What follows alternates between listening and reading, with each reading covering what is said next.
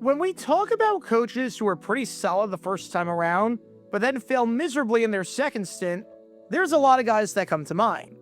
George Seifert went from a two-time Super Bowl winning coach with the San Francisco 49ers to an abysmal coach with the Carolina Panthers, who might have been so bad with Carolina that it single-handedly has kept him out of the Pro Football Hall of Fame all these years later. Mike Ditka went from a Super Bowl winning coach with the Chicago Bears, who led his team to the top of the NFC Central year after year throughout the second half of the 1980s, to a disaster with the New Orleans Saints. Hank Stram was a legend with the Kansas City Chiefs and won the Super Bowl during the 1969 season. However, when he went to New Orleans for his second stint, he was best remembered for being the head coach that somehow gave the Tampa Bay Buccaneers their first win in franchise history. However, one of the names that deserves the same sort of flack that has been forgotten about throughout NFL history is this man that you've been watching this whole time, Tampa Bay Buccaneers head coach Leeman Bennett. When he was the head coach of the Atlanta Falcons from 1977 to 82, he was pretty successful. He was the man in charge of arguably the greatest defense in NFL history, the grid splits, which allowed 9 points per game during the 1977 season. He guided the Falcons to the playoffs for the first time in franchise history in 1978, and even gave them their first playoff win ever. And in 6 seasons with the Falcons, he took the team to the playoffs 3 times and went 46-41, making him one of the most successful coaches in franchise history from a winning percentage and a playoff appearance standpoint. But after he got fired following the 1982 season and became the head coach of the Tampa Bay Buccaneers a few years later, oh god, it was a disaster. In 1985 and in 1986, the Buccaneers were the worst team in football, and put together back-to-back 2-14 seasons where they looked completely incompetent on both sides of the ball. Bennett's Bucs went 4-28 during his tenure there. And perhaps the warning signs for Bennett should have been there during his very first NFL draft with the team in 1985. Because Bennett said something during this draft that should have raised a ton of eyebrows and left a lot of people scratching their heads, wondering if Bennett's success with the Falcons was a complete fluke. Because imagine drafting a guy and saying, in no uncertain terms, that you don't think he's very good. Kind of defeats the purpose of drafting the guy, doesn't it? Well, that's what Bennett did with the Buccaneers in 1985.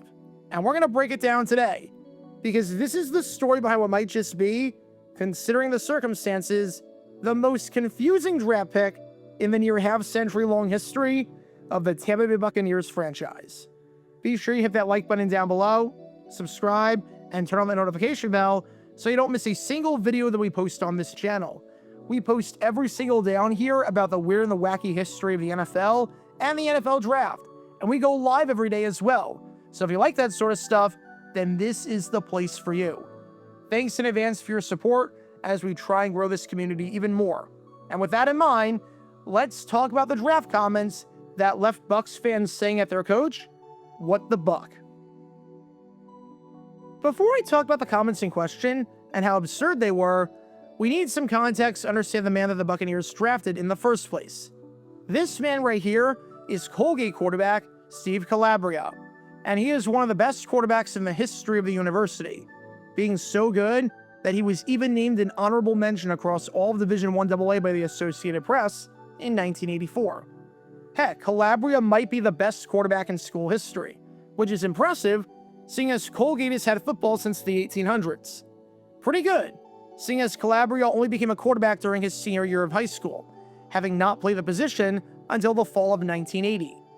Over his 4 seasons with the Raiders, Calabria threw for 8,555 yards, which is the most yardage in school history. In 24 games, Calabria threw for at least 200 yards. No other quarterback in Colgate history has done that for more than 20 games, so Calabria stands alone by a fairly comfortable margin.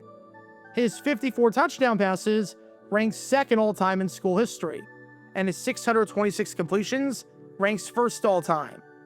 And Calabria was such a good quarterback that not only did he guide Colgate to the playoffs in 1982 and a number 2 ranking at one point in back-to-back seasons across Division I AA, but he was inducted into the Colgate Hall of Honor, cementing himself as a legend for the university on and off the field.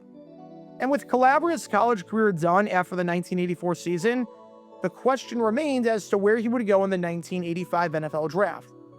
It was a surefire thing that he was going to get drafted.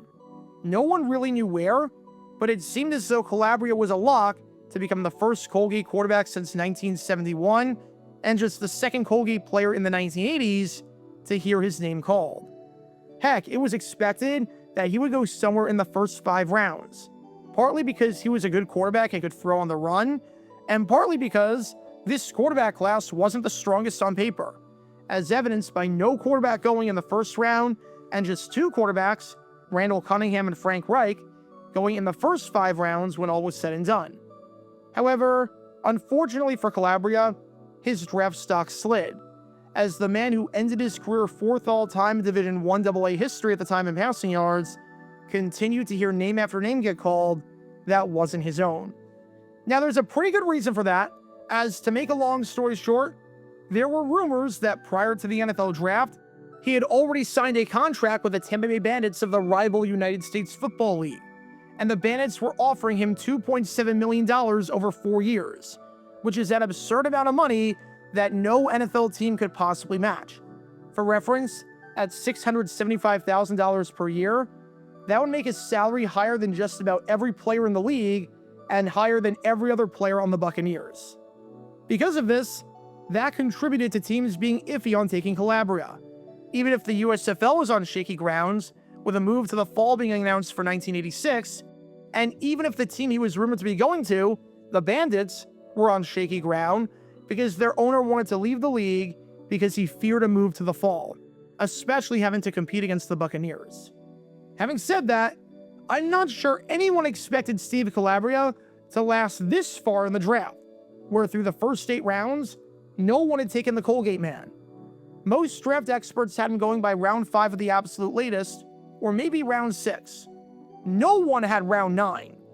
Finally, Calabria's slide was done, as after a long wait, with pick number 232 in the 9th round, the Tampa Bay Buccaneers decided to draft one of the best quarterbacks in college football during the first half of the 1980s, making him the 6th quarterback off the board.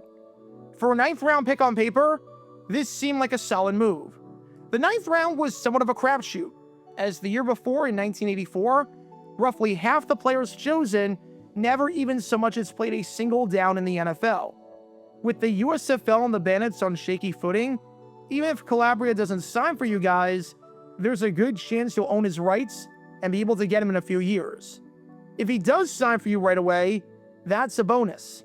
Either way, you had drafted what many people consider to believe a 4th or a 5th round talent in the 9th round, and you're getting a guy who no one expected to be on the board at this stage, and a quarterback that was a ton of fun to watch over his 4 seasons at Colgate. And you would think that this would be the end of our story, right? Calabria gets drafted, he gets his moment, and then the Buccaneers and the Bandits engage in a bidding war and negotiate for his services, as was common for a lot of players back in the mid-80s when the USFL was handing out money to everyone to try and poach talent away from the NFL. However, if Calabria was on the fence about playing for the Buccaneers instead of the huge contract offer on the table with the Bandits, this move by head coach Leeman Bennett definitely didn't help matters much. Because after the draft, Bennett spoke to the press on acquiring Calabria. Now, you would think that this would be your generic coach speak press conference where he would praise the man and talk about what he could bring to the team and how excited he was to potentially have him on board. You would think that Bennett would say things like, "We didn't expect him to be on the board this late, and we're happy to have him." Or, "We watched a lot of film on this kid, and we like what we saw, and he's got a great chance to make our team and contribute." Or, "I like a lot about what this guy brings." However, Leeman Bennett, well, he did not do that. Because when it came to this man right here in Steve Calabria, he basically did the exact opposite, and took the time to criticize Calabria. As Bennett said on Calabria, "We didn't have him rated that highly. I think most of the people in the National Football League had him rated to go in the 4th, 5th, or 6th round." So let me get this straight. You're admitting that you didn't get a steal with Calabria, and that you didn't view him as high as other teams. The general consensus was that this guy was a 4th, 5th, or a 6th round talent. But you were like, he's pretty overrated. Not sure what everyone else in the NFL supposedly saw. He's not that good. What an odd thing to say. Seriously, what an odd thing to say. You can easily say something like, we had some other guys ahead of him on the board that we were able to get, and when Calabria was available in round 9, we couldn't pass him up. And no one would bat an eye. But to say this? To say that the rest of the league, which, by the way, clearly didn't value him that much because he was taken outside the first 8 rounds, valued him more than you did, and that you thought he was overrated and never should have been taken so high to begin with, even thinking that you didn't even view him as a 9th round talent? I have to ask Coach Bennett, did you even want to draft him? Were you in the same room with your general manager and your scouts and your personnel department when this happened? Did you even want the guy? But, okay. Maybe this was just one comment that could be misinterpreted or be taken out of context. And maybe Bennett really likes the guy a lot, but the words just didn't come out right. It happens. Bennett's got a chance to redeem himself here, because a reporter asked him why Calabria slipped to the 9th round. Easy answer here. You could say something like, the draft has a funny way of working out sometimes, and I can't get into the minds and the psyche of other scouts and coaching staffs. You could say something like, I don't know, because he's got all the tools you look for. You could even say something like, Colgate's a smaller school, so I'm not sure how many people paid attention to him and how good this guy was. Say any of those things, literally, any one of those things, and this is a non-story, and I'll forgive you for those comments you made earlier. But nope, because Lehman Bennett decided to double down on this take that Steve Calabria was not that good, even though he was literally the man that he and the Buccaneers decided to draft. And he said that the reason that Calabria slipped to the 9th round was, I kid you not, I would question his accuracy a little bit. He played nobody because the level of competition sucked. And also, he's not an accurate passer, which is kind of important to be a good quarterback last time I checked. Kind of need to have that ability to accurately deliver passes. I'm not even sure I'd call that claim on Calabria being inaccurate a valid complaint, seeing as he completed 58% of his passes during his final season in 1984, which is well above the NFL average for a completion percentage. A lot of those passes were down the field, mind you. And the Bucs drafted another quarterback later on, 11th round quarterback Blair Keel out of Notre Dame, who had a significantly worse completion percentage in 1984 than Calabria had, and who never had a season throwing more touchdowns than interceptions, and who had a career touchdown-to-interception ratio in college of 1-2, which was significantly worse than Calabria's at around 1-1. Not sure how you can say that Calabria's accuracy sucks when the numbers don't lie, and when you go ahead and make another draft pick 2 rounds later with an even worse quarterback statistically speaking from an accuracy standpoint. But I digress. Point is, did you even want to draft Steve Calabria? Like, you had the option to draft other people. You didn't have to draft Calabria if you didn't want to. So if you thought he was overrated and thought his accuracy sucked and he played no good competition, then why did you do it? It's like if you have an unlimited budget at the grocery store and you're only shopping for yourself, and you decide to buy a food that you hate and can't stand the taste of. Like, you didn't have to buy the item at all. So why would you do that here?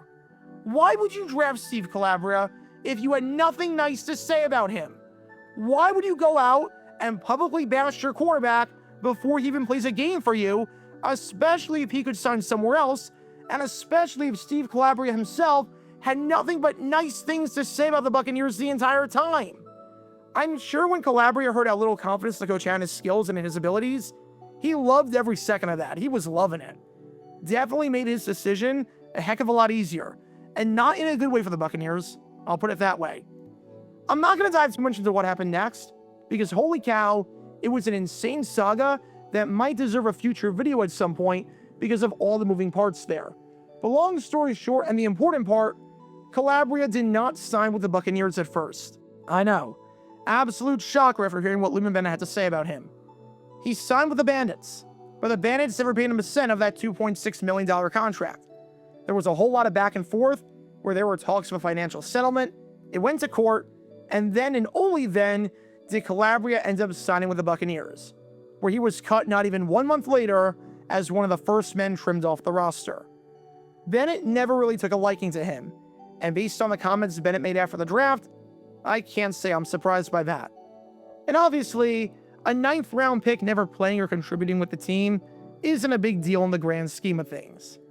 15 of the 28 guys drafted in the 9th round that year never played an NFL game, and the 10 guys taken after Calabria combined to play just 34 games in the NFL. Having said that, the Buccaneers, by taking this man right here, broke the #1 rule of drafting, which is so obvious that it shouldn't even need to be a rule, but it is. Don't draft a guy that you don't like. If you think a guy isn't that good, and you don't know what anyone sees in him, and you think he's not accurate, and didn't play anyone good, and you don't think his skills will translate to the NFL, then you don't have to take him.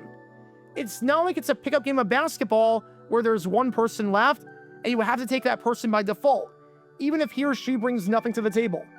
The Buccaneers didn't have to take Steve Calabria. Yep, they did for some reason, even though Leland Bennett made it extremely clear that Steve Calabria was not good. We've seen coaches prefer one player over another and might have lost out. But something like this, where they openly bash the player and criticize them right after drafting them, you can see why Leland Bennett's stint with the Bucs was an incompetent mess, as were a lot of things that the Buccaneers did during the 1980s. Because when it came to Leland Bennett and this draft choice, the Buccaneers were definitely not calibrated on Calabria. Be sure to like and subscribe if you have not done so already, as it helps the channel out a lot, and check out my other channels, JG8 for the history of college football, JG7 for the history of baseball, and JG9 News, where we talk about all things happening in the NFL. Join me every Wednesday night at 8 p.m. Eastern, where we'll play live NFL trivia for cash prizes. And make sure to join me live, as we're on stream just about every single day. And thanks to all our Patreon members and our YouTube members for helping out the channel. See how you become a member and show your support financially in the description down below.